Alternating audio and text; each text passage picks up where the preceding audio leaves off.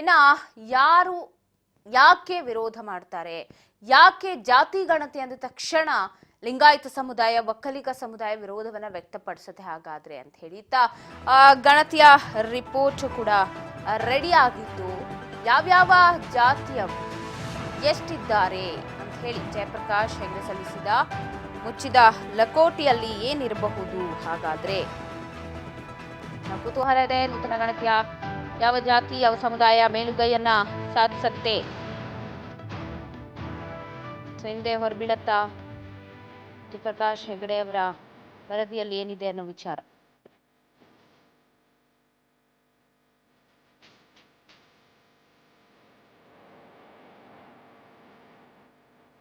ಪರಿಶಿಷ್ಟ ಪಂಗಡ 40 ರಿಂದ 45 ಲಕ್ಷ, ಲಿಂಗಾಯತರು 65 ಲಕ್ಷ, ಒಕ್ಕಲಿಗರು 60 ಲಕ್ಷ, ಈಡಿಗರು 15 ಲಕ್ಷ.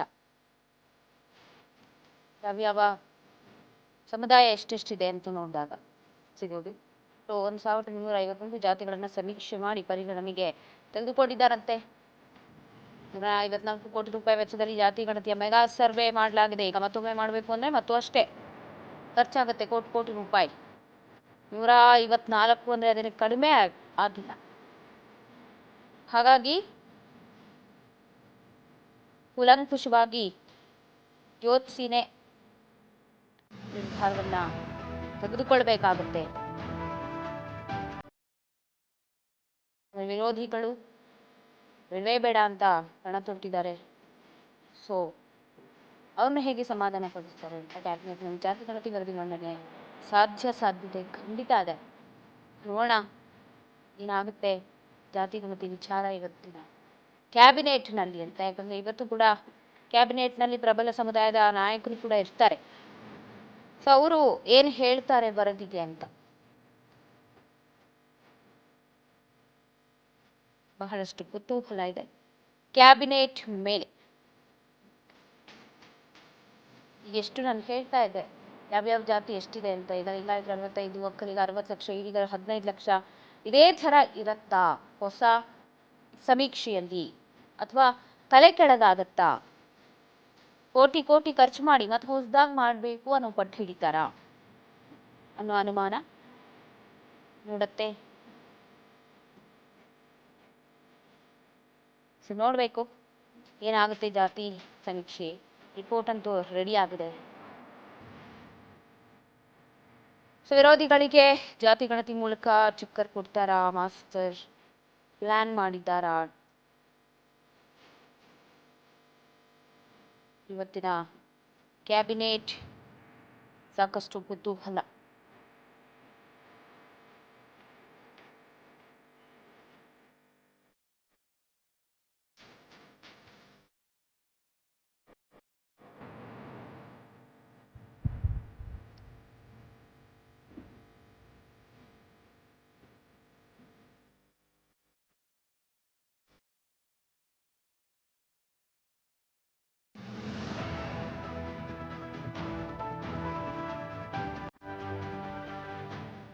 ಪರಿಶಿಷ್ಟ ಜಾತಿ, ಪರಿಶಿಷ್ಟ ಪಂಗಡ, ಮುಸ್ಲಿಂ, ಲಿಂಗಾಯತ, ಒಕ್ಕಲಿಗ, ಈಡಿಗ ಎಲ್ಲ ಸರ್ವೆಯನ್ನ ಮಾಡಿ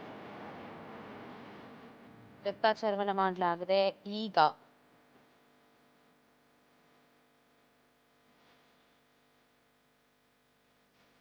ಯಾರು ಎಷ್ಟು ಅಂತ ಹೊಸ ಜಾತಿ ಗಣತಿಯಲ್ಲಿ ಏನಿದೆ ಅನ್ನೋದು ಸದ್ಯದ ಮಟ್ಟಿಗೆ ಕುತೂಹಲ.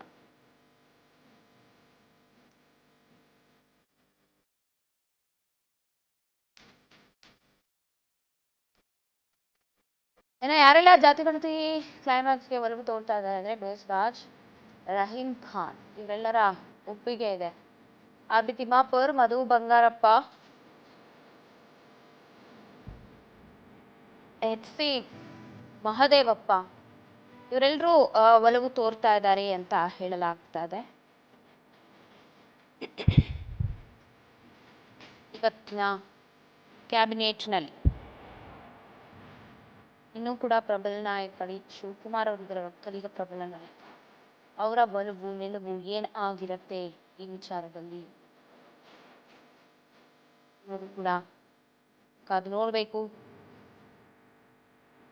ಜಯಪ್ರಕಾಶ್ ಹೆಗ್ಡೆ ಅವರ ಒಂದು ವರದಿ ಎಲ್ರಿಗೂ ಸಮಾಧಾನ ತರಿಸುತ್ತಾ ಅಥವಾ ಖಂಡನೆ ಆದ್ಮೇಲೆ ಮತ್ತೊಮ್ಮೆ ಆಗಲೇಬೇಕು ಜಾತಿ ಗಣತಿ ಅಂತ ಹೇಳಿ ಕೂರ್ತಾರಾ ಅಂತ.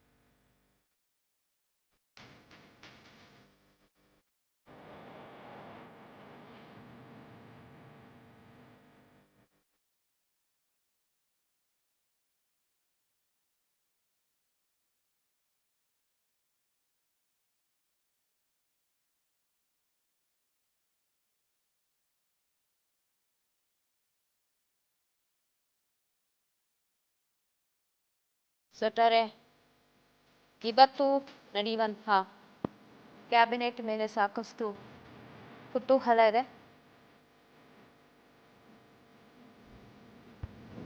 ಏನಾಗುತ್ತೆ ಇವತ್ತಿನ ವರದಿಯಲ್ಲಿ ಕಾದು ನೋಡಬೇಕು. ಸಂಪುಟ ಸಭೆಯ ಬಳಿಕವಷ್ಟೇ ಗೊತ್ತಾಗುತ್ತೆ ಏನ್ ಆಗಬಹುದು ಅಂತ.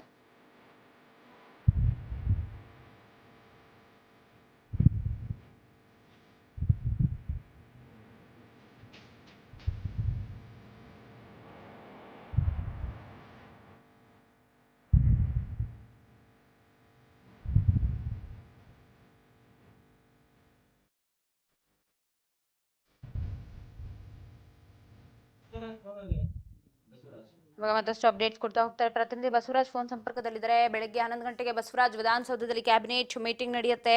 ಇವತ್ತಿನ ಕ್ಯಾಬಿನೆಟ್ ಸ್ಪೆಷಲ್ ಆಗೇ ಇದೆ ಅಂತ ಹೇಳ್ಬೋದು. ಸಾಕಷ್ಟು ಕುತೂಹಲವಾಗಿದೆ. ಜಾತಿ ಗಣತಿಗೊಂದು ಕ್ಲೈಮ್ಯಾಕ್ಸ್ ಸಿಗತ್ತೆ ಅಂತ ಸದ್ಯ ಅಪ್ಡೇಟ್ಸ್ ಏನಿದೆ?